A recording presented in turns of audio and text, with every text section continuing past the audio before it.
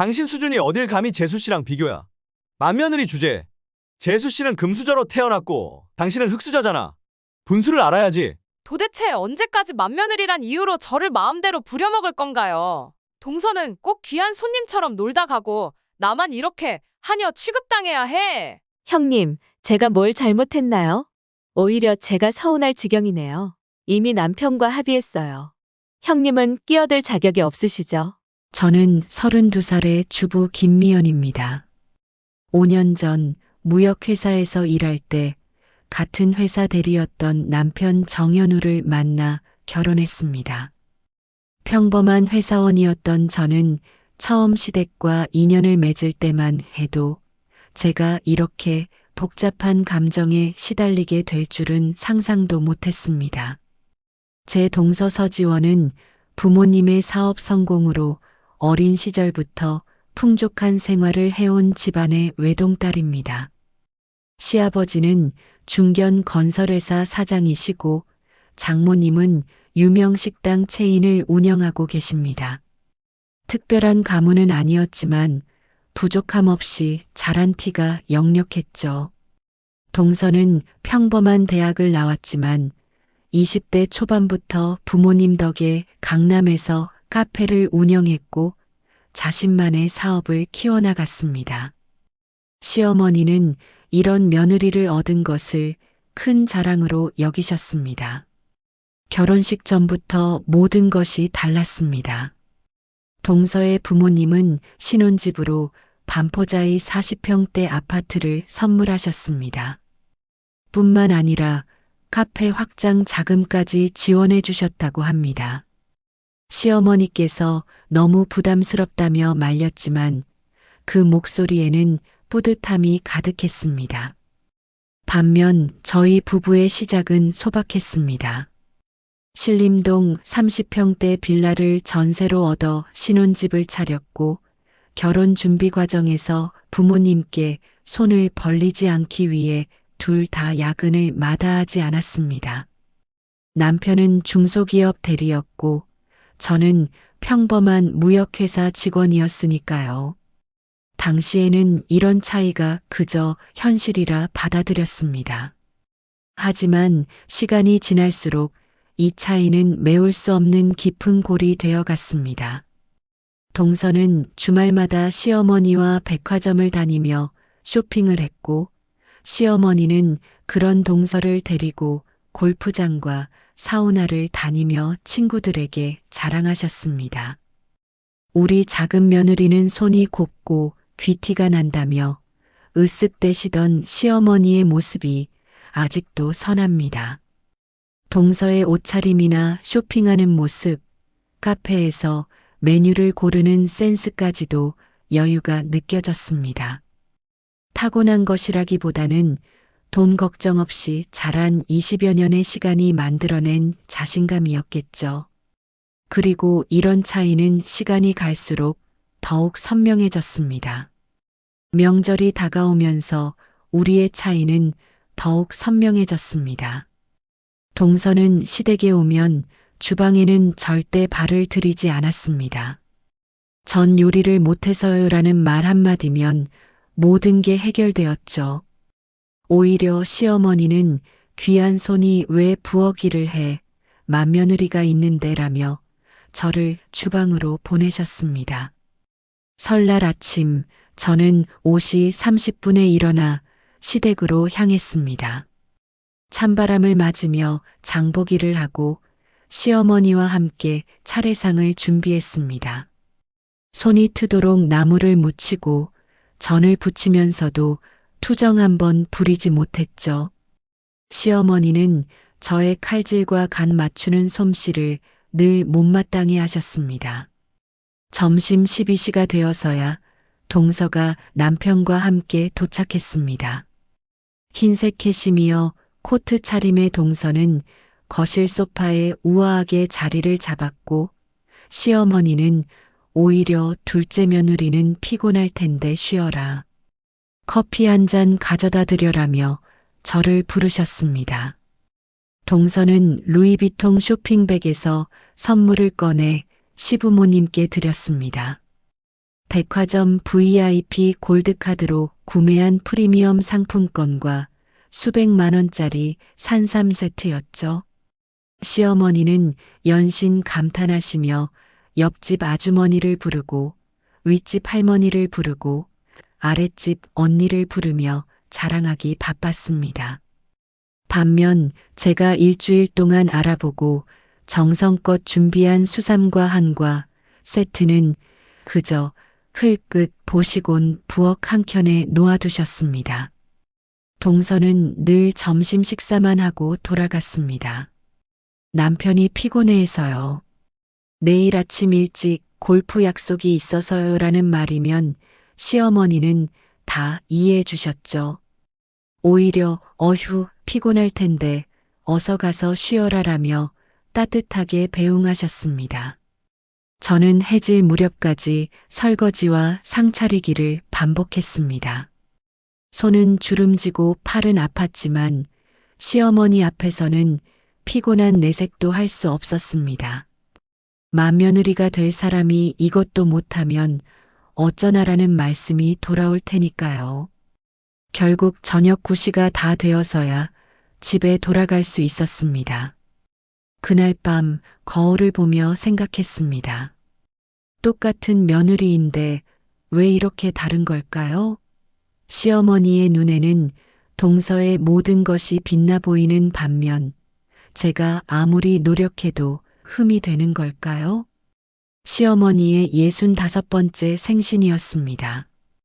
이날만큼은 제가 특별한 대접을 해드리고 싶었습니다. 일주일 전부터 시장을 다니며 최상품 식재료를 고르고 유튜브로 요리법을 연구했습니다. 시어머니가 좋아하시는 낙지볶음은 매콤함을 조절하기 위해 3번이나 시도했고 전복죽은 씹는 맛을 살리기 위해 전복을 일일이 손질했습니다. 아침 일찍부터 부엌에 서서 음식을 준비하는 동안 동서는 백화점 명품관에서 선물을 고르고 있다며 늦는다고 연락이 왔습니다. 시어머니는 오히려 둘째 며느리가 바쁜데 신경 쓰게 했다며 안타까워하셨습니다. 점심때가 되어서야 동서가 도착했습니다. 흰색 원피스에 진주 목걸이를 한 모습이 한 폭의 그림 같았죠. 시어머니께 건넨 선물은 유명 브랜드의 최신상 핸드백이었습니다. 300만 원짜리라고 하더군요. 시어머니는 그 자리에서 친구들에게 전화를 걸어 자랑하셨습니다. 우리 둘째 며느리가 사준 거야. 이 아이는 뭘 해도 특별해. 안목이 얼마나 좋은지 몰라. 반면 제가 정성 들여 준비한 음식에는 칭찬 한마디 듣지 못했습니다. 대신 소금 간이 좀 짜네. 낙지가 좀 질긴 것 같아. 전복은 좀 더 잘게 썰지 같은 지적만 받았죠. 일주일 동안 준비한 요리들이 순식간에 맛없는 음식이 되어버렸습니다. 그래도 시어머니 얼굴에 웃음꽃이 피어 있어 다행이라고 스스로를 위로했습니다. 오후가 되자 시어머니는 동서와 함께 골프장으로 향하셨습니다. 우리 작은 며느리가 골프를 너무 예쁘게 치는데 같이 라운딩하는 게 자랑스러워라는 말씀을 남기시며요. 저는 설거지를 하며 혼자 남았죠. 식기를 닦으며 주방 창문으로 보이는 하늘이 유난히 높아 보였습니다. 그때 깨달았습니다. 제가 아무리 노력해도 넘을 수 없는 보이지 않는 벽이 있다는 것을. 그 벽은 돈으로만 만들어진 게 아니었습니다. 시어머니의 마음속에 이미 그어진 선이었던 거죠.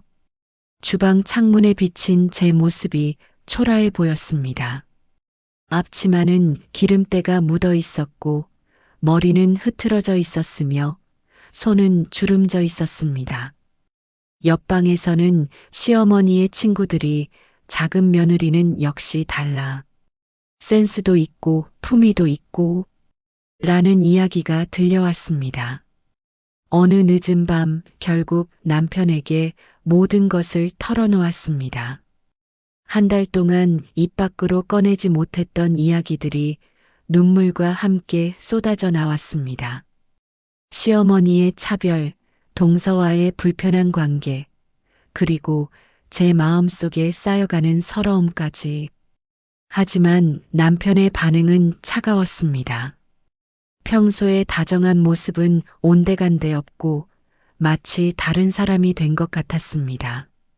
당신이 재수 씨랑 같은 조건이었어? 재수 씨는 그런 환경에서 자랐잖아. 남편의 말 한마디 한마디가 비수가 되어 가슴을 파고들었습니다. 더 충격적인 말들이 이어졌습니다. 맏며느리가 할 일을 왜 재수 씨한테 미루려고 해? 시어머님도 다 생각이 있으셔서 그러시는 거야. 심지어 당신이 재수 씨랑 비교가 돼? 라는 말까지 했습니다. 그 순간 무언가가 쓰아하고 무너지는 소리가 들리는 것 같았습니다. 결국 대화는 싸움으로 번졌고 남편은 거실 소파에서 잠들었습니다. 저는 침실에 혼자 남아 이불을 뒤집어 쓴 채 한참을 울었습니다. 가장 슬픈 건 시어머니의 차별이 아니었습니다. 제 편이 되어줘야 할 남편마저 동서 편을 드는 현실이 더 마음 아팠습니다. 그날 이후로 남편과의 관계에도 서서히 금이 가기 시작했습니다. 시댁에 가기 전부터 남편은 제 표정부터 살피기 시작했습니다. 오늘은 재수 씨한테 트집 잡지 마, 시어머님 앞에서 그런 표정 짓지 마, 좀 더 밝은 얼굴로 있어봐 같은 말들이 일상이 되었습니다. 연애 시절 제가 조금만 기분이 안 좋아도 알아채고 달래주던 남편은 이제 없었습니다. 대신 늘 동서와 저를 저울질하는 사람이 되어 있었죠. 주말 아침 식사 자리에서도 재수 씨네는 맛있는 것도 많이 먹고 여행도 자주 다닌대라며 은근히 저를 깎아내렸습니다. 점점 남편과 대화도 줄어들었습니다. 퇴근 후에는 각자 휴대폰만 보다가 잠드는 날이 많아졌고 주말에도 따로 시간을 보내게 되었습니다. 신혼 때 꿈꾸던 행복한 가정의 모습은 희미해져만 갔습니다. 시어머니의 차별, 남편의 냉대, 그리고 동서와의 보이지 않는 갈등. 이 삼중고는 저를 점점 지치게 만들었습니다. 마치 깊은 수렁에 빠진 것처럼 발버둥 칠수록 더 깊이 빠져드는 기분이었습니다. 결혼 생활 5년 차, 저는 처음으로 이혼이라는 단어를 떠올렸습니다. 기름이 바닥을 타듯 참았던 감정이 끌어올랐던 그날을 잊을 수 없습니다. 시어머니 생신 일주일 전이었습니다. 평소처럼 장보기 목록을 작성하고 있던 중에 시어머니께서 전화를 하셨습니다. 이번 생신에는 둘째 며느리가 예약한 강남 인터컨티넨탈 호텔 레스토랑에서 하기로 했어. 너는 음식 준비할 필요 없다. 순간 귀가 멍해졌습니다. 지난 5년간 제가 정성 들여 준비했던 생신상들이 주마등처럼 스쳐 지나갔습니다. 매년 일주일 전부터 장을 보고 레시피를 연구하고 심지어 시어머니 입맛에 맞추려고 여러 번 테스트 요리를 했던 기억들. 한 번도 제대로 된 칭찬을 받지 못했던 그 모든 시간이 무색해졌습니다. 둘째 며느리가 이번에 골프 모임 회원권도 선물한대. 내가 늘 가고 싶어 하던 청담동 그 골프장 말이야. 너는 특별히 준비하지 말고 그냥 축하만 해주면 돼. 시어머니의 말씀에는 기대감과 자랑스러움이 가득했습니다. 마치 이런 게 진정한 며느리지라고 말씀하시는 것 같았습니다. 전화를 끊고 한참을 부엌 바닥에 주저앉아 울었습니다. 이제는 아예 기회조차 주지 않으시는군요. 남편에게 전화했지만 그의 반응은 예상과 다르지 않았습니다. 호텔에서 하면 좋잖아. 당신도 편하고. 왜 또 트집이야? 남편의 말에는 짜증이 묻어 있었습니다. 마치 제가 늘 문제를 만드는 사람이라는 듯한 어조였죠. 저도 모르게 손이 떨리기 시작했습니다. 5년간 참아왔던 모든 감정이 폭발했습니다. 동서에게 직접 전화를 걸었습니다. 처음으로 제 목소리를 높였습니다. 하지만 돌아온 건 차갑고 우아한 목소리였습니다. 형님, 이런 건 남편이랑 먼저 상의하시지 그러셨어요? 저희 부부는 이미 합의했거든요. 어머님도 너무 좋아하시던데. 형님이 이렇게 나오실 줄은 몰랐네요. 동서의 말투에는 여유가 넘쳤습니다. 마치 저를 불쌍하게 보는 듯한 그 말투가 가슴을 더욱 아프게 했습니다. 전화를 끊고 거실 소파에 쓰러지듯 앉았을 때 창밖으로 노을이 지고 있었습니다. 붉은 저녁 하늘처럼 제 가슴 속에서도 무언가가 타들어가는 것 같았습니다. 시어머니 생신날 저는 처음으로 반항을 했습니다. 평소라면 새벽부터 일어나 머리를 하고 옷을 고르고 화장을 했겠지만 그날은 달랐습니다. 머리도 대충 묶고 평상복 차림으로 호텔 레스토랑에 일부러 30분 늦게 도착했습니다. 호텔 로비에 들어서는 순간 시어머니의 날카로운 눈초리가 느껴졌습니다. 하지만 이미 제 마음은 무감각해져 있었습니다. 화려한 샹들리에 아래 펼쳐진 럭셔리한 식사 자리가 마치 남의 나라 이야기처럼 멀게만 느껴졌습니다. 동서는 루이비통 쇼핑백에서 골프장 회원권을 꺼내며 환한 미소를 지었습니다. 어머님, 앞으로 여기서 많이 즐기세요. 시어머니는 기쁨의 눈물까지 보이시며 동서의 손을 꼭 잡으셨습니다. 우리 착한 며느리. 어쩜 이렇게 엄마 마음을 잘 알아주나. 그 순간 제 가슴 속에서 무언가가 끊어졌습니다. 자리에서 천천히 일어났습니다. 저는 이제 집에 가보겠습니다. 시어머니의 생신 자리를 박차고 나온 것은 처음이었습니다. 뒤에서 들리는 시어머니의 한숨 소리와 동서의 수군거림도 이제는 아무렇지 않았습니다. 호텔 밖으로 나오자 봄비가 내리고 있었습니다. 우산도 없이 걸었습니다. 차가운 빗물이 얼굴을 타고 흘러내렸지만 이상하게도 마음은 편안했습니다. 5년 만에 처음으로 제 감정에 솔직해진 것 같았습니다. 집으로 돌아오는 길에 남편에게서 전화가 왔습니다. 그의 목소리에는 처음 듣는 분노가 가득했습니다. 어떻게 시어머님 생신날 이럴 수 있어? 당신 미쳤어? 하지만 이제는 더 이상 아무것도 두렵지 않았습니다. 그래, 나 미쳤어. 5년 동안 참느라 미쳤나 봐. 그날 밤 남편이 귀가했을 때 저는 거실 소파에 앉아 그를 기다리고 있었습니다. 큰 싸움이 났습니다. 처음으로 모든 감정을 쏟아냈습니다. 5년간 쌓아온 서러움, 차별, 시어머니의 냉대, 동서의 우월감, 그리고 남편의 무관심까지 마치 오래된 댐이 무너지듯 눈물과 함께 모든 말들이 쏟아져 나왔습니다. 당신은 내 편이 되어준 적이 있어? 한 번이라도 내 마음을 이해하려고 했어? 나는 늘 뭔가를 증명해야 했어. 좋은 며느리라는 걸, 괜찮은 아내라는 걸. 이제는 지쳤어. 더 이상은 못하겠어. 남편은 처음으로 제 눈물을 제대로 마주했습니다. 늘 외면하던 그의 눈동자에 당혹감이 서렸습니다. 그제야 그는 자신이 얼마나 무심했는지 깨달은 듯 했습니다.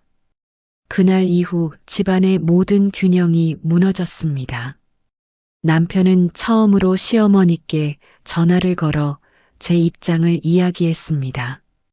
어머니, 형님도 5년 동안 정말 열심히 하셨잖아요. 이제는 좀 달라져야 하지 않을까요? 하지만 시어머니의 반응은 얼음장처럼 차가웠습니다.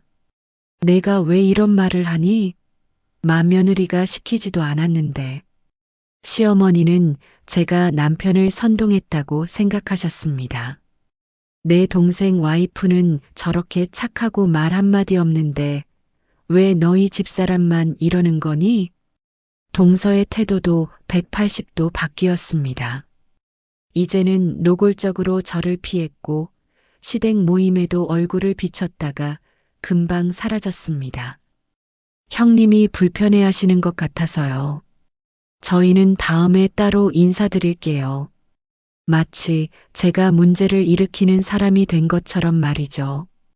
시어머니는 이 모든 상황을 제 탓으로 돌렸습니다.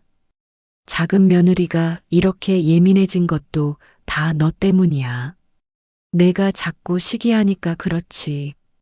심지어 동서 내외가 오지 않는 것까지 제 탓이라고 하셨습니다. 남편은 점점 지쳐갔습니다. 퇴근 시간이 늦어졌고 술을 마시고 들어오는 날이 잦아졌습니다. 집에 와서도 휴대폰만 보다가 잠드는 날이 많아졌죠. 가끔 시어머니와 통화하고 난 날이면 한숨만 깊어졌습니다. 어느 날 밤 남편이 평소보다 더 많이 취해서 들어왔습니다. 갑자기 제 앞에 무릎을 꿇고 울면서 말했습니다. 나도 힘들어. 엄마도 당신도 다 내 가족인데 난 어떻게 해야 하는 거야? 그의 어깨가 흔들리는 걸 보며 깨달았습니다. 이 상황이 저뿐만 아니라 모두에게 고통이라는 것을. 남편의 책상 서랍을 정리하다 우연히 발견한 건강검진 결과였습니다. 스트레스성 위궤양이 생겼다고 적혀 있었죠. 며칠 전부터 보이던 위장약이 무엇이었는지 그제야 알게 되었습니다. 시어머니도 요즘 들어 혈압약을 더 자주 드신다고 합니다. 동서는 SNS에 우울한 글들을 올리기 시작했고요. 제가 던진 돌이 만든 파문이 어느새 우리 모두를 뒤흔드는 커다란 파도가 되어 있었습니다. 늘 조용하시던 시아버지가 마침내 입을 여셨습니다. 주말 저녁 식사 자리였습니다. 여보, 이제 그만하시오. 당신이 며느리를 너무 차별하고 있어. 단호한 목소리에 식탁은 얼어붙었습니다. 시어머니는 생전 처음 보는 표정이었습니다. 시아버지는 지난 5년간의 일들을 하나하나 짚어가셨습니다.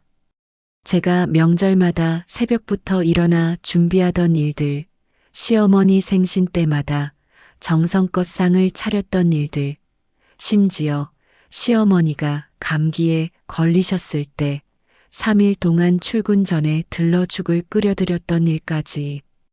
큰 며느리가 얼마나 노력하는지 당신이 제일 잘 알잖아. 그런데 왜 몰라서 못하는 척 하는 거야? 작은 며느리는 하나부터 10까지 칭찬하면서 큰 며느리는 왜 그렇게 차갑게 대하는 거요? 시어머니의 눈에서 처음으로 눈물이 흘렀습니다.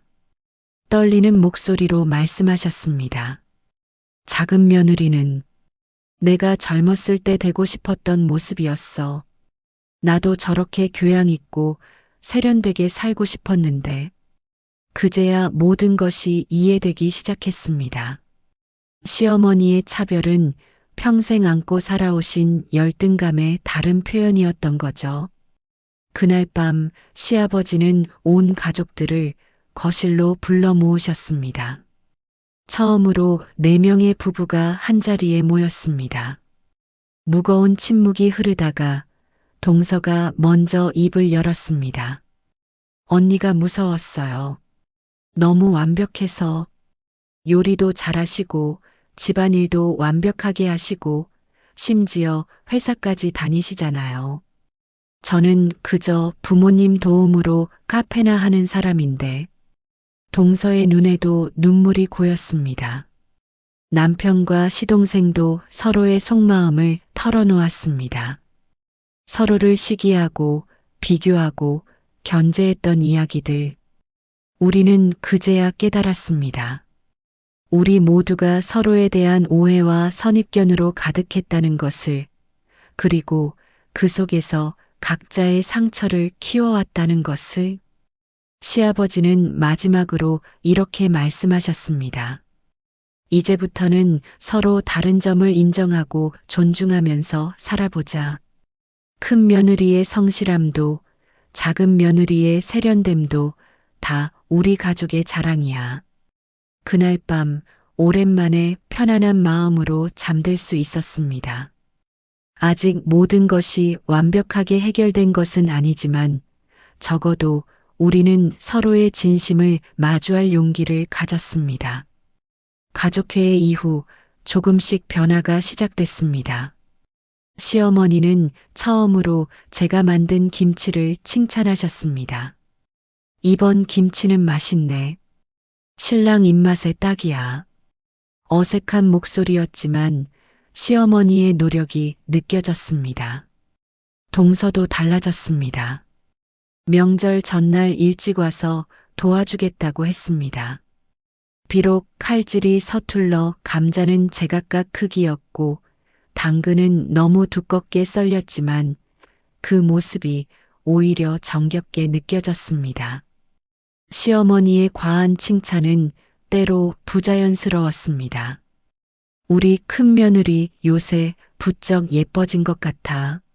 마치 억지로 하시는 것 같았죠. 동서의 갑작스러운 도움도 어색했습니다. 그동안 한 번도 해보지 않은 일들이라 실수도 잦았고 오히려 제가 더 신경 쓰게 되는 경우도 있었습니다. 어느 날 동서가 찾아왔습니다. 처음으로 카페 운영에 대한 고민을 털어놓더군요. 매출이 줄어들고 손님들의 항의도 많아져 힘들다고 했습니다. 사실 저 카페 경영이 너무 어려워요. 언니는 회사 생활도 잘하시는데 저는 부모님이 차려준 가게도 제대로 못하고 처음으로 동서의 불안한 마음을 들을 수 있었습니다. 언니는 늘 완벽해 보여서 제가 자격지심이 있었나 봐요. 요리도 잘하시고 일도 잘하시고 전 그저 부모 덕에 사는 한심한 사람 같았어요. 동서의 눈물 어린 고백에 제 마음도 아팠습니다. 시어머니도 조금씩 달라지셨습니다. 이제는 골프 모임에 저와 동서를 번갈아 가며 데려가셨습니다. 우리 큰 며느리는 배우는 속도가 빨라. 작은 며느리는 자세가 예뻐. 더 이상 한쪽만 칭찬하지 않으셨죠. 친구분들 앞에서도 달라지셨습니다. 우리 큰 며느리는 일도 잘하고 가정도 챙기고 작은 며느리는 센스 있게 가게도 운영하고 두 며느리 다 자랑스러워. 시어머니의 목소리에는 진심이 묻어났습니다. 남편도 변했습니다. 더 이상 술을 마시지 않았고 퇴근 후에는 함께 동네 한 바퀴를 돌며 하루 일과를 나누었습니다. 여보, 미안해. 내가 많이 부족했지. 그의 목소리에서 연애 시절의 다정함이 느껴졌습니다. 변화는 천천히 하지만 분명하게 찾아왔습니다. 어색하고 불완전했지만 우리는 모두 노력하고 있었습니다. 완벽하지 않아도 괜찮다는 걸, 서로 다름을 인정하는 것부터가 시작이라는 걸 이제야 깨달았습니다. 이제 1년이 지났습니다. 완벽하진 않지만 우리 가족은 조금씩 나아지고 있습니다. 시어머니는 여전히 가끔 작은 며느리는 이라고 말씀을 시작하시다가 급히 말을 바꾸시곤 합니다. 그럴 때마다 멋쩍게 웃으시며 미안해. 엄마가 또 실수했네라고 하십니다. 예전에는 그런 말씀에 가슴이 내려앉곤 했는데 이제는 그저 따뜻하게 웃으며 넘길 수 있습니다. 동서와 저는 서로의 장점을 배우려 노력합니다. 제가 알려준 레시피로 동서가 만든 김치찌개를 시어머니께서 칭찬하실 때면 예전과 달리 제 마음이 뿌듯해집니다. 동서가 알려준 SNS 마케팅 덕분에 제가 부업으로 시작한 온라인 쇼핑몰도 조금씩 자리를 잡아가고 있죠. 지난 주말 처음으로 내 가족이 함께 제주도 여행을 다녀왔습니다. 시어머니는 더 이상 동서의 가방만 들어주시지 않았고 두 며느리의 취향을 모두 고려해 일정을 짜주셨습니다. 저녁 식사 때는 제가 음식을 골랐고 다음날 카페는 동서가 선택했습니다. 서로를 배려하는 법을 배워가고 있나 봅니다. 시아버지는 이제 안심하신 듯 편안한 미소를 지으십니다. 식사 자리에서 우리 집이 요즘 참 좋아졌어라고 말씀하실 때면 그동안 얼마나 마음 쓰셨을지 짐작이 갑니다. 남편도 더 이상 어머니와 아내 사이에서 고민하지 않습니다.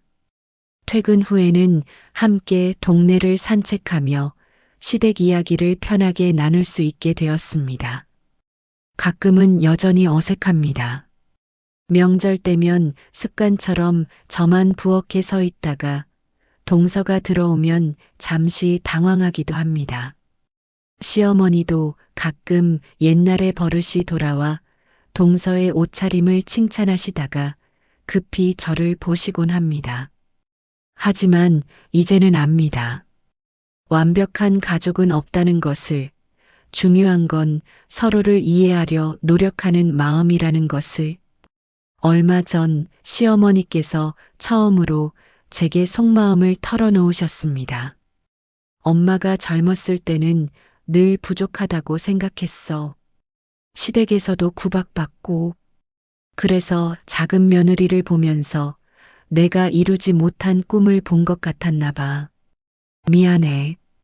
그 말씀을 듣는 순간 지난 5년간의 서운함이 눈 녹듯 사라지는 것을 느꼈습니다. 이 사연을 쓰는 지금 저는 임신 3개월입니다. 어제 시어머니께 소식을 전했더니 처음으로 저를 꼭 안아주셨습니다. 동서는 벌써 태교 음악을 찾아주겠다며 들떠있고 남편은 매일 밤 제 배의 이야기를 들려줍니다. 우리 가족의 새로운 챕터가 시작되고 있습니다. 이 아이가 태어날 때쯤이면 우리는 더 단단한 가족이 되어 있을 거란 희망이 생깁니다. 완벽하지 않아도 좋습니다.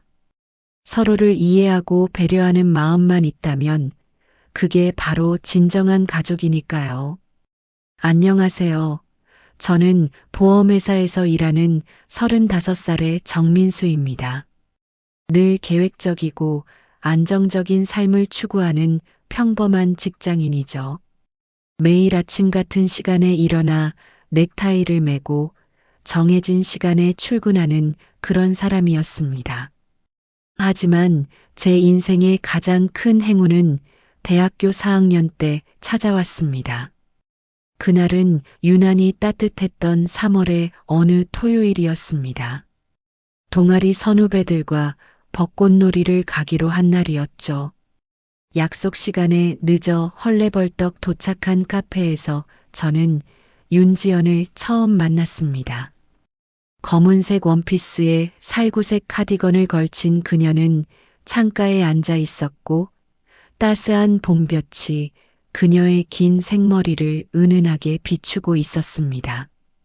그때의 모습은 10년이 지난 지금도 제 기억 속에 선명하게 남아 있습니다. 지연은 저와는 정반대의 성격을 가진 사람이었습니다. 즉흥적이고 활달했으며 새로운 것을 시도하는 것을 두려워하지 않았죠. 처음에는 그런 그녀가 불안하게 느껴지기도 했습니다. 하지만 시간이 지날수록 그녀의 밝은 에너지가 제 삶을 더욱 풍요롭게 만들어준다는 것을 깨달았습니다. 4년간의 연애는 우리의 차이를 이해하고 맞춰가는 과정이었습니다. 저는 그녀 덕분에 조금씩 변화했고, 그녀는 제 덕분에 안정을 찾아갔습니다. 서로가 서로의 빈틈을 채워주는 완벽한 퍼즐 조각 같았죠. 주말이면 그녀가 좋아하는 즉흥여행을 떠났고, 평일에는 제가 좋아하는 조용한 저녁 산책을 함께 했습니다. 벚꽃이 만발한 4월, 저희는 많은 하객들의 축복 속에 결혼식을 올렸습니다. 하객들은 저희를 보며 천생연분이라고 했고, 저 역시 이보다 더 완벽한 순간은 없을 거라 생각했습니다.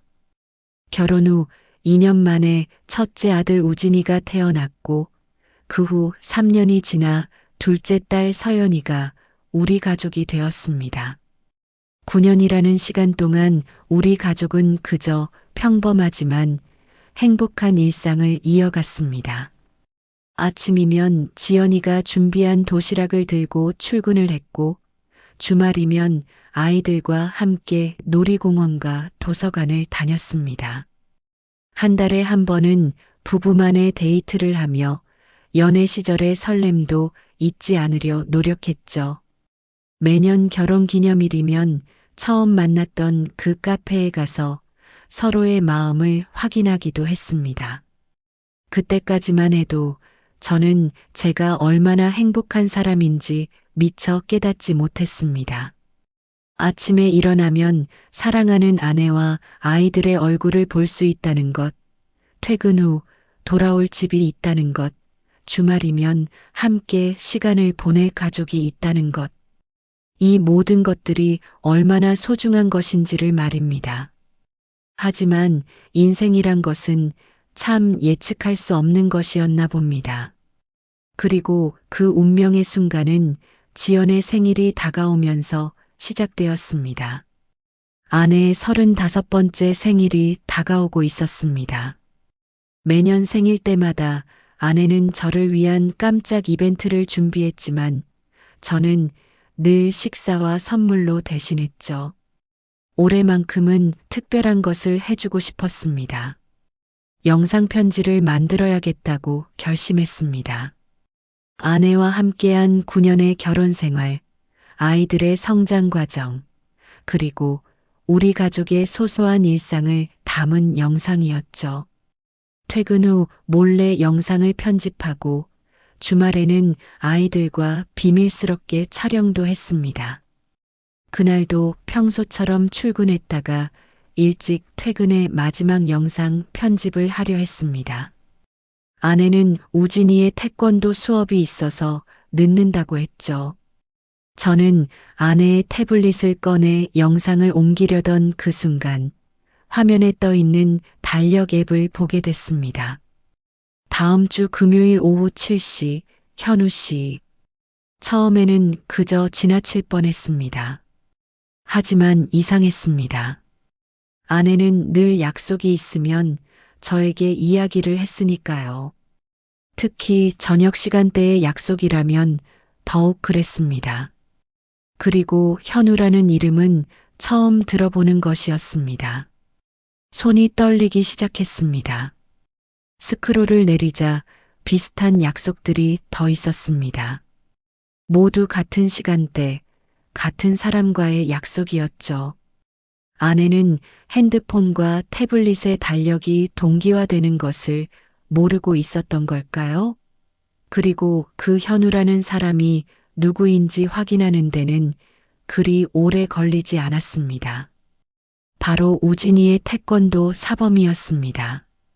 30살의 젊은 사범이었죠. 이제 모든 것이 맞아떨어지기 시작했습니다. 아내가 종종 태권도장에서 늦게 오던 날들, 주말에 있다던 학부모 모임들, 그리고 아이의 교육 상담이라며 자주 하던 통화들까지. 그날 밤 저는 침대에 누워 천장만 바라보았습니다. 옆에서는 아내가 평소처럼 깊은 잠에 빠져 있었습니다. 달빛이 창문으로 새어들어와 그녀의 얼굴을 비추고 있었죠. 연애 시절 저는 그녀가 잠든 모습을 보며 행복에 젖어 있곤 했습니다. 하지만 그날만큼은 그 모습이 너무나도 낯설게 느껴졌습니다. 밤새 잠들지 못하고 지난 날들을 되돌아보았습니다. 처음 만났던 그 봄날의 카페, 첫 데이트에서 그녀가 좋아하던 딸기 케이크, 비가 오던 날 우산을 함께 쓰며 나눴던 첫 키스, 벚꽃이 흩날리던 결혼식장에서 눈물을 흘리며 했던 맹세들. 그 모든 순간들이 진실이었나 의심이 들기 시작했습니다. 아침이 되어도 잠을 이루지 못한 채 회사로 향했습니다. 평소 30분이면 충분했던 출근길이 그날은 몇 시간처럼 느껴졌습니다. 차 안에서 들리는 라디오의 사랑 노래들은 전부 저를 비웃는 것만 같았고, 거리의 연인들은 모두 저의 상처를 건드리는 것 같았습니다. 회사에서도 일상은 무너져 내렸습니다. 매일 아침 열정적으로 검토하던 보험 계약서들은 이제 그저 의미 없는 글자들의 나열로만 보였습니다. 실수로 잘못된 계약서를 승인해버린 적도 있었죠.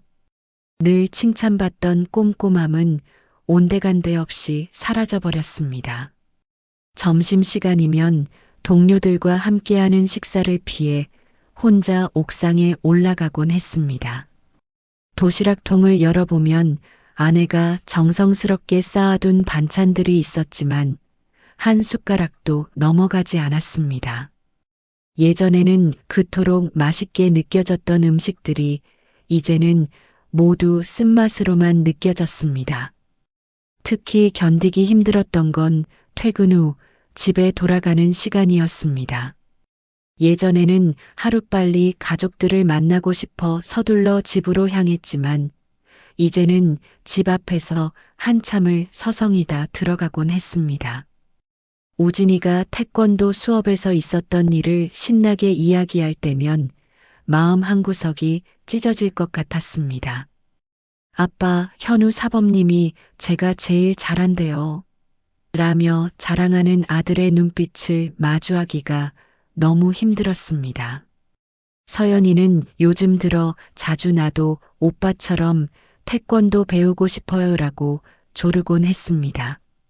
그때마다 저는 아무 말도 하지 못한 채 방으로 도망치듯 들어가 버렸죠. 평소라면 아이의 새로운 도전을 기쁘게 응원했겠지만 지금은 그저 모든 것이 두려웠습니다. 밤이면 거실 소파에 홀로 앉아 위스키를 마셨습니다. 술잔에 비친 제 모습은 낯설기만 했습니다. 한 잔, 두 잔. 술이 거나하게 취할 때쯤이면 아내의 방으로 들어가 모든 것을 털어놓고 싶은 충동이 일었습니다. 하지만 그때마다 아이들의 얼굴이 떠올라 발걸음을 멈출 수밖에 없었습니다. 평화롭던 일상은 완전히 무너져 버렸고 저는 그 잔해 속에서 길을 잃은 채 방황하고 있었습니다. 9년이라는 세월이 만들어준 행복한 가정이 단 하나의 달력 메모로 인해 모래성처럼 무너져 내리고 있었습니다. 사흘밤을 뜬 눈으로 지새우며 고민했습니다. 회사에서도 집에서도 심지어 샤워를 하면서도 머릿속은 온통 그 생각뿐이었습니다. 더 이상은 이런 의심 속에서 살 수 없었습니다. 결국 휴가를 내고 진실을 쫓기로 결심했습니다. 아침, 평소처럼 아내는 분주히 움직였습니다. 우진이의 태권도 수업이 있는 수요일이었죠. 식탁에 앉아 아내를 지켜보는데 전에는 보지 못했던 것들이 눈에 들어왔습니다. 새로 산 듯한 살구색 원피스는 그녀의 곡선을 은은하게 드러냈고 평소보다 진하게 바른 코랄빛 립스틱이 도드라져 보였습니다. 샤넬 향수 특유의 달콤한 향기가 부엌을 가득 채웠습니다. 오늘은 일찍 들어올 수 있을 것 같아요. 태권도 끝나고 바로 올게요. 아내의 말에 가슴이 찢어질 것 같았습니다. 저도 모르게 손에 쥔 젓가락을 꽉 쥐었다 폈다를 반복했습니다. 아내가 우진이를 데리고 나간 후 저는 오래된 야구 모자와 검은 선글라스를 꺼냈습니다. 평소에는 쓰지 않던 것들이었죠. 차 안에서 20분을 기다린 후 태권도장으로 향했습니다. 도장에서 2블록 떨어진 곳에 주차를 하고 기다렸습니다. 차 안은 한여름 햇살에 찌는 듯이 더웠지만 에어컨도 틀지 못했습니다. 손바닥은 땀으로 축축했고 심장은 마구 뛰어댔습니다. 거울로 비친 제 모습은 마치 다른 사람 같았습니다. 수염도 깎지 않은 채 야구 모자를 눌러 쓴 남자는 9년차 보험 설계사라기보다는 스릴러 영화 속 형사 같아 보였습니다. 1시간이 지나고 아이들이 하나둘 나오기 시작했습니다. 흰색 도복을 입은 아이들 사이로 우진이가 보였습니다. 평소처럼 해맑게 웃으며 친구들과 이야기하는 모습이었죠. 하지만 아내는 보이지 않았습니다. 20분이 더 지났을 때였습니다. 도장 출입문이 다시 열렸고 아내와 현우 사범이 나란히 걸어 나왔습니다. 아내는 그의 말에 고개를 살짝 숙이며 웃고 있었고 현우는 아내의 귓가에 무언가를 속삭였습니다. 그들은 주차장으로 향했고 검은색 아반떼에 함께 탑승했습니다. 손끝이 떨려왔습니다. 우진이는 어디로 간 걸까요? 나중에 알게 된 사실이지만 아내는 우진이를 같은 학원을 다니는 민수 어머니에게 부탁했다고 합니다. 학부모 상담이 있어서 라는 말과 함께 저도 모르게 시동을 걸고 그들의 차를 따라가기 시작했습니다. 2차량 정도의 거리를 두고 천천히 따라갔습니다. 도심을 벗어나 한적한 호수공원으로 향하는 내내 제 머릿속은 하얗게 비어 있었습니다.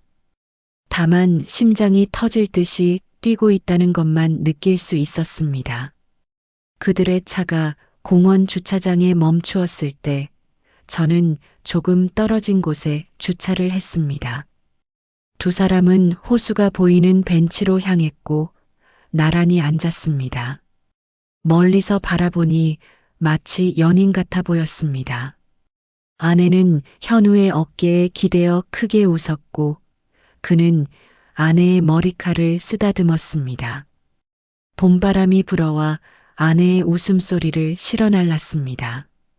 그 웃음소리는 제가 언제 마지막으로 들었던 걸까요? 차 안에 앉아있던 저는 그만 눈물이 흘러내렸습니다. 거울 속에 비친 제 모습은 한편의 비극 속 주인공 같았습니다. 아니, 어쩌면 저는 이미 그 비극 속에 살고 있었는지도 모릅니다. 호수공원의 벤치에 앉아있는 2 사람을 바라보는 그 순간 시간은 멈춘 듯 했습니다. 봄바람에 흔들리는 호수의 잔잔한 물결도 아이들의 왁자지껄한 웃음소리도 지나가는 차들의 소음도 모두 사라졌습니다. 오직 제 귓가에서 울리는 심장 소리만이 실제했습니다. 쿵, 쿵, 쿵. 마치 시한폭탄의 초읽기처럼 제 가슴을 울렸습니다. 차 안에서 그들을 지켜보는 동안 지난 9년의 기억들이 영화의 한 장면처럼 스쳐 지나갔습니다. 아내가 첫 임신 테스트기를 들고 울면서 달려왔던 날, 우진이가 아파서 밤새 응급실을 지켰던 때, 서연이가 태어나고 처음으로 제 손가락을 꼭 쥐었던 순간 그 모든 행복했던 기억들이 이제는 날카로운 유리 조각이 되어 가슴을 파고들었습니다. 현우의 모습은 마치 거울 속 과거에 제가 걸어 나온 것 같았습니다. 30살 제가 아내를 처음 만났을 때의 나이였죠. 검은 도복이 잘 어울리는 늘씬한 체격, 젊음이 넘치는 시원한 웃음소리, 자신감 넘치는 걸음걸이. 그의 모든 것이 지금의 제가 잃어버린 것들이었습니다. 거울을 보면 늘 보이던 허리둘레의 살집, 흰머리가 늘어가는 관자놀이, 야근과 스트레스로 깊어진 눈가의 주름. 이런 제 모습이 아내에게는 언제부터 실망스러웠던 걸까요? 아내의 눈에 비친 현우는 어떤 모습이었을까요? 아마도 지금의 저와는 다른 새로운 설렘과 가능성으로 가득한 사람이었겠죠. 그 눈빛은 제가 오래전에 잃어버린 한때 아내가 저를 바라보던 그 눈빛과 같았습니다. 달콤한 향수 냄새, 새로 산 원피스, 평소보다 진하게 바른 립스틱, 모든 것이 저가 아닌 다른 누군가를 위한 것이었다는 걸 이제야 깨달았습니다.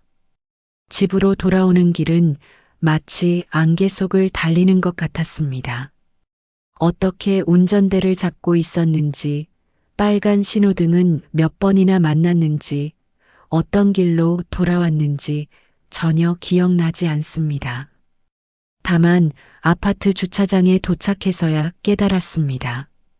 제 인생이 돌이킬 수 없는 강을 건너왔다는 것을, 마치 누군가가 제 심장을 손으로 꽉 쥐고 있는 것처럼 숨이 턱 막혔습니다.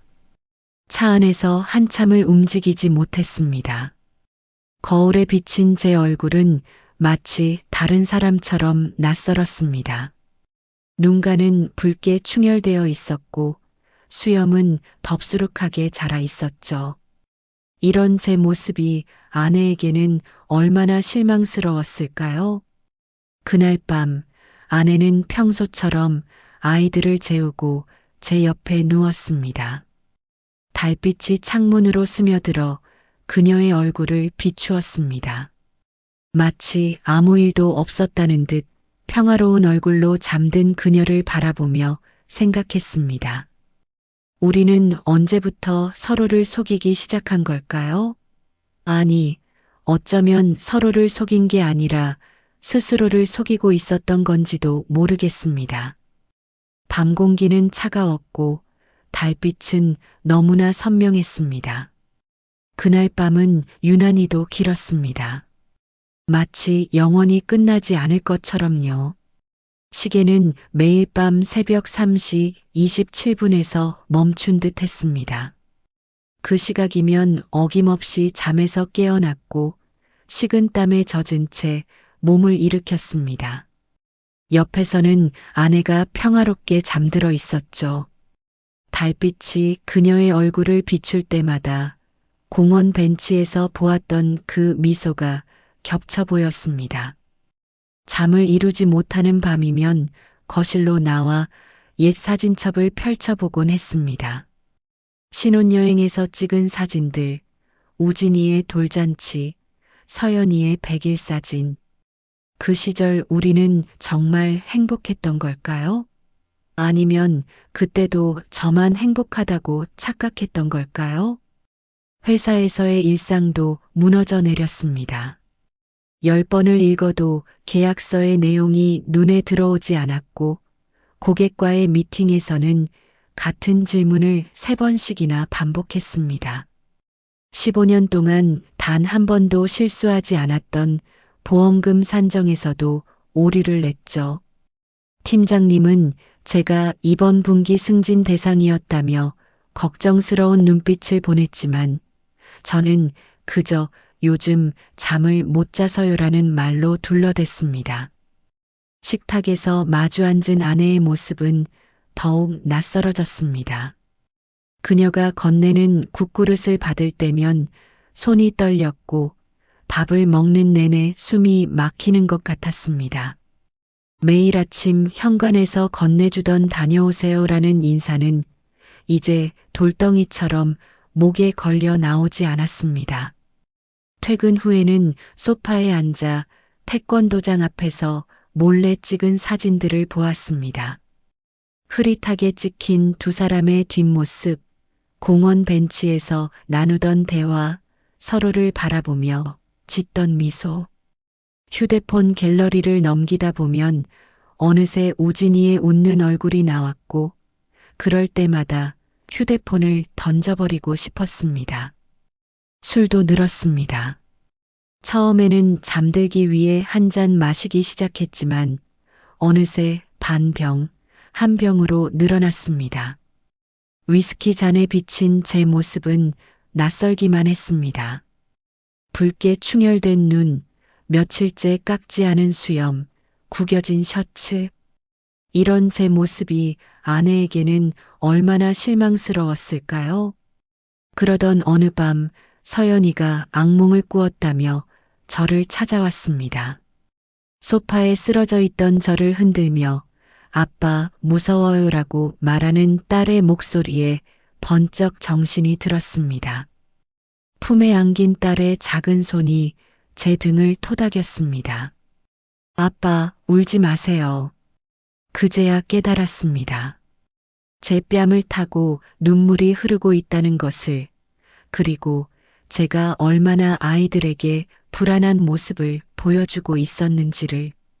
매일 밤 3시 27분, 시계는 여전히 그 자리에서 멈춰 있는 것 같았습니다.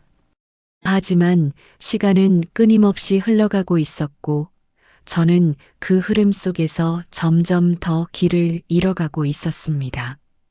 광기는 서서히 찾아왔습니다. 처음에는 단순한 의심이었지만, 이제는 제 삶의 전부가 되어버렸습니다.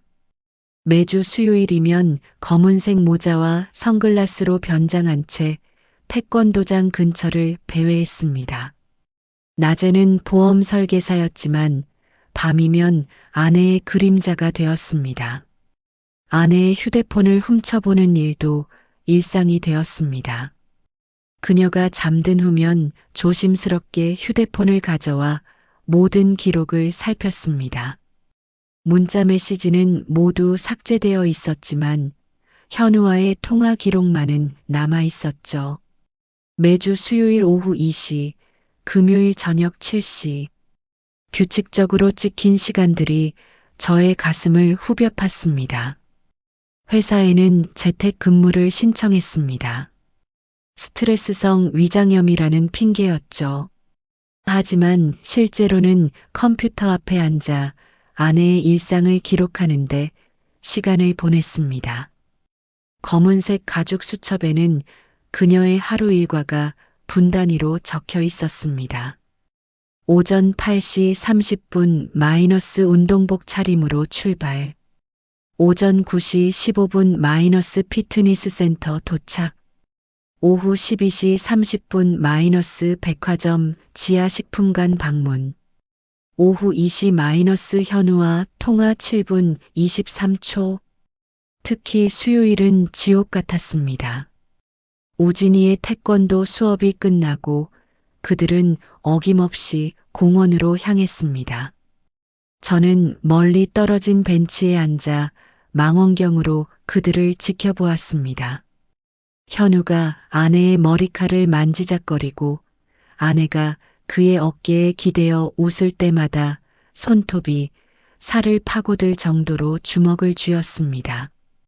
어느 화요일 저녁 그들이 시내의 고급 일식당으로 들어가는 것을 발견했습니다. 붉은 조명 아래 창가에 앉은 두 사람은 마치 드라마 속 한 장면 같았습니다. 아내는 평소 집에서는 입지 않던 하늘색 원피스를 입고 있었고 현우는 아내의 와인 잔을 채워주며 무언가를 속삭였습니다. 그날 밤 아내는 팀 회식이 있었다며 12시가 다 되어서야 들어왔고 저는 아무 말도 하지 못한 채 고개를 끄덕였습니다. 밤마다 휴대폰 알림음에 시달렸습니다. 새벽 2시, 3시에 들려오는 카카오톡 진동음은 제 심장을 흔들어 놓았습니다. 그럴 때마다 저는 잠든 척 눈을 감은 채 아내가 베란다로 나가 몰래 통화하는 것을 지켜보았습니다. 어둠 속에서 푸른빛 휴대폰 화면에 비친 그녀의 미소는 더 이상 제가 알던 아내의 것이 아니었습니다. 점점 더 깊은 수렁으로 빠져들었습니다. 아침에는 아내의 화장품에 묻은 향수 냄새를 맡아보고 옷장 속 원피스들이 며칠 전과 같은 위치에 있는지 확인했습니다. 심지어 그녀의 차 GPS 기록까지 확인하기 시작했죠. 이제는 거울 속 제 모습조차 낯설어졌습니다. 깊게 패인 다크서클, 부스스한 머리, 며칠째 깎지 않은 수염. 한때 똑똑한 보험 설계사였던 제가 이제는 아내의 그림자를 쫓는 스토커가 되어 있었습니다. 하지만 이미 돌이킬 수 없었습니다. 진실을 향한 집착과 현실을 부정하고 싶은 마음이 뒤엉켜 저를 점점 더 어둠 속으로 밀어 넣었습니다. 아침부터 음산한 비가 내렸습니다. 회색빛 하늘은 마치 제 마음처럼 무거워 보였습니다. 우진이는 아침에 일어나자마자 목이 아프다며 기침을 했고 평소 같으면 태권도를 쉬자고 했을 텐데 아내는 여전히 외출 준비에 분주했습니다. 거실 소파에 앉아 아내를 지켜보았습니다. 그녀는 평소보다 더 공들여 화장을 했고 새로 산 듯한 베이지색 트렌치 코트를 입고 있었습니다. 빗방울이 창문을 두드리는 소리가 마치 제 심장 소리처럼 들렸습니다. 우진이가 쉬는데 어디 가려고 해요? 처음으로 의심의 목소리를 냈습니다. 제 목소리가 떨리고 있다는 걸 스스로도 느낄 수 있었습니다. 학부모 모임이 있어서요. 태권도장 학부모들이랑. 아내의 대답은 흔들림이 없었습니다. 하지만 그녀의 손끝은 미세하게 떨리고 있었고 평소와 달리 제 눈을 똑바로 보지 못했습니다. 이번에는 달랐습니다. 더 이상 그림자처럼 몰래 쫓아다니지 않기로 했습니다. 아내의 차가 주차장을 빠져나가자 저도 차를 몰고 그녀를 뒤따랐습니다. 와이퍼가 빗물을 쓸어내는 소리가 마치 시계 초침 소리처럼 규칙적으로 들려왔습니다. 예상대로 아내의 차는 태권도장이 아닌 호수공원으로 향했습니다. 주차장에는 이미 현우의 검은색 아반떼가 자리 잡고 있었습니다. 빗속에서도 반들반들 광이 나는 것을 보니 오늘을 위해 세차까지 한 모양이었습니다. 호수공원의 풍경은 처연했습니다. 잔잔한 호수 위로 빗방울이 떨어져 잔물결을 만들었고 회색빛 안개가 호수 위를 떠다녔습니다. 벚나무 가지에서는 빗물이 떨어져 내렸고 평소 같으면 사람들로 북적이던 공원은 텅 비어 있었습니다. 멀리서 두 사람이 보였습니다. 검은색 우산 하나를 공유한 채 천천히 걸어가고 있었습니다. 현우는 한 손으로 우산을 들고 다른 한 손은 아내의 허리에 감싸고 있었습니다. 그들의 발걸음은 느렸고 마치 연인처럼 다정해 보였습니다. 더 이상 참을 수 없었습니다. 주머니 속에 손이 부들부들 떨렸지만 천천히 그들을 향해 걸어갔습니다. 빗물이 제 얼굴을 타고 흘러내렸지만 닦을 생각도 나지 않았습니다. 발걸음 소리를 들었는지 두 사람이 천천히 뒤를 돌아보았고 그 순간 세상의 모든 소리가 사라진 것 같았습니다. 아내의 얼굴에서 핏기가 가셨고 현우는 우산을 떨어뜨렸습니다. 빗소리만이 우리 셋 사이에 흐르고 있었습니다. 9년이라는 세월이 단 한순간에 무너져 내리는 소리가 들리는 것 같았습니다. 호수공원의 빗줄기는 점점 더 거세졌습니다. 우리 셋은 빗속에 서서 한동안 침묵을 지켰습니다. 떨어진 우산 위로 빗방울이 튀어 올랐고 아내의 새 트렌치 코트는 빗물에 젖어 어깨가 처져 있었습니다. 현우의 얼굴은 창백했고 아내는 떨리는 손으로 입술을 가리고 있었습니다. 오빠. 아내가 먼저 입을 열었습니다. 그 한마디에 담긴 떨림이 제 심장을 찢어 놓았습니다. 9년 동안 그토록 사랑스럽게 들리던 그 호칭이 이제는 마치 날카로운 유리 조각처럼 가슴을 파고들었습니다. 얼마나 오래됐죠?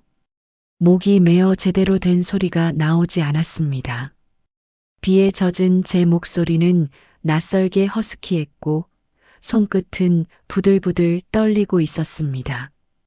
현우가 한 발 앞으로 나서며 제가 설명하겠습니다라고 말하려 했지만 저는 손을 들어 그를 제지했습니다. 지금 이 순간 저는 오직 아내의 목소리만을 듣고 싶었습니다. 다른 누구도 그 어떤 변명도 필요하지 않았습니다. 6개월 정도요. 아내의 작은 목소리가 빗소리에 묻혀 거의 들리지 않을 뻔했습니다. 하지만 그 말은 마치 천둥처럼 제 귓가에 울렸습니다. 6개월. 우리가 결혼기념일을 맞이하고 가족여행을 다녀오고 새 집으로 이사를 고민하던 그 시간 동안 그 순간 우진이와 서연이의 해맑은 얼굴이 스쳐 지나갔습니다. 학교 운동회에서 달리기를 하던 우진이, 피아노 발표회에서 떨리는 손으로 연주하던 서연이. 아이들은 아무것도 모른 채 평화로운 일상을 보내고 있었습니다. 빗물에 흠뻑 젖은 채로 아내에게 다가갔습니다. 그녀의 눈가에 고인 눈물이 빗물과 섞여 뺨을 타고 흘러내리고 있었습니다. 오늘 밤 아이들이 잠들면 이야기해요. 제 목소리는 놀랍도록 차분했습니다. 그동안 상상했던 분노와 절망 대신 이상한 평온함이 찾아왔습니다. 집으로 돌아가는 차 안은 무거운 침묵으로 가득했습니다. 와이퍼가 빗물을 쓸어내는 단조로운 소리만이 울렸습니다. 그 모습이 마치 우리의 9년 결혼 생활이 지워지는 것처럼 보였습니다. 창밖으로는 여전히 비가 내리고 있었지만 이상하게도 마음 한켠이 조금은 편안해졌습니다. 더 이상 의심의 그림자를 좇지 않아도 된다는 안도감이었을까요? 아니면 이미 무너질 대로 무너져버린 현실 앞에서 느끼는 체념이었을까요? 주차장에 차를 세우면서 깨달았습니다. 오늘 밤 우리는 더 이상 돌아갈 수 없는 이야기를 나누게 될 것이라는 것을, 그리고 그 대화가 끝나면 우리의 일상은 영원히 달라질 것이라는 것을. 밤 11시 아이들이 잠든 후 거실에서 마주 앉았습니다. 빗소리는 여전했고 탁자 위의 커피잔에서는 하얀 김이 피어올랐습니다. 처음부터 다시 이야기해줘요. 아내는 천천히 입을 열었습니다. 우진이가 태권도를 시작하면서 현우를 처음 만났고 점차 대화가 늘어났다고 했습니다. 처음에는 단순한 호감이었지만 시간이 지날수록 깊어졌다고 합니다. 제가 일에 빠져 가정을 소홀히 했다는 이야기도 했습니다. 미안해요. 그녀의 눈에서 눈물이 흘렀습니다. 우리 어떻게 할까요? 제 질문에 그녀는 고개를 숙였습니다. 아이들을 생각해요. 우진이는 이제 중학교에 들어가고 서연이는 아직 어려요. 지금은 아이들이 가장 부모가 필요한 시기예요. 밤새 이야기를 나눴습니다. 우리의 과거, 현재, 그리고 불확실한 미래에 대해. 날이 밝아올 무렵 우리는 하나의 결론에 도달했습니다. 당분간은 아이들을 위해 함께하기로 했습니다. 이제 아침이 밝아오고 있습니다. 창밖의 비는 그쳤지만 제 마음속의 폭풍은 아직 가라앉지 않았습니다. 앞으로 어떻게 될지는 모르겠습니다. 다만 한 가지 확실한 건 더 이상 예전으로는 돌아갈 수 없다는 것입니다. 이것이 제 이야기입니다. 어쩌면 누군가에게는 평범한 불륜 사건일 수도 있겠지만 저에게는 인생이 완전히 뒤바뀐 순간이었습니다. 지금도 저는 매일 밤 3시 27분에 잠에서 깹니다. 그리고 생각합니다. 과연 우리는 이 상처를 이겨내고 다시 시작할 수 있을까요?